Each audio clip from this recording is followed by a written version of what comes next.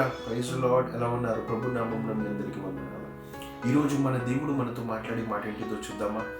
సామెతల గ్రంథము 3వ అధ్యాయం 23వ వచనం. Proverbs chapter 3 verse 23. Then you will walk safely in your way and your foot will not stumble. అప్పుడు నీ మార్గమున నీవు సురక్షితముగా నడిచెదవు, నీ పాదము ఎప్పుడునూ త్రొట్టిల్లదు. హల్లెలూయా. చూశారు కదండి, మన దేవుడు స్పష్టముగా మాట సెలవిస్తున్నాడు. ఏంటిదనంట?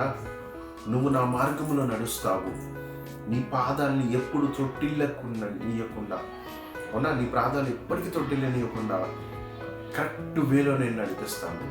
అంటే ఇక్కడ చూస్తే మన లైఫ్లో ప్రతి ఒక్కరికి ఒక భయం ఉంటుంది. ఏంటిదనంటే, కొన్ని పరిస్థితుల వల్ల నేను పడిపోతానేమో కదా. సాధారణంగా అంటుంటారు, ఏంటిదనంటే, యవ్వన కాలంలో ఉన్నావు, దేవుని పట్టుకున్నావు, నడుస్తున్నావు కదా, పడిపోయే సందర్భాలు చాలా ఉన్నాయి.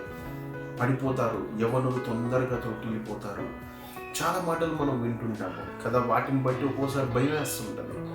కానీ దేవుడు ఒకటే మాట చెప్తున్నాడండి. ఏంటిదనంటే, చూడు నా ప్రియ కుమారుడా, కుమార్తె, నేను నిన్ను సరియైన మార్గంలో నడిపిస్తాను, నీ పాదాన్ని ఎప్పుడు త్రొట్టిల్లనివ్వకుండా నిన్ను నడిపిస్తాను, బలమైన కార్యాలు నీ పట్ల నేను చేస్తాను, ధైర్యముగా ఉండు, నాపైన ఆధారపడు, నేను నిన్ను ప్రతి డైరెక్షన్ పరిశుద్ధాత్మ ద్వారా నీకు ఇచ్చి నిన్ను నడిపిస్తాను.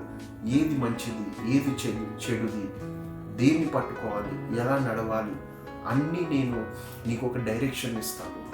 అవునా, నువ్వు ఎలా ఆలోచించాలి, ఏ సందర్భంలో ఎవరితో ఎలా ఉండాలి, వేటి విషయంలో ఎలా నడుచుకోవాలి, అన్నీ నేను నీకు ఆ డైరెక్షన్స్ ఇస్తాను. సో నువ్వు ధైర్యముగా ఉండు, దిగులు పడకు, దేవుడు నిన్ను నడిపించబోతున్నాడంట. చిన్న ప్రేయర్ చేసుకుందామా?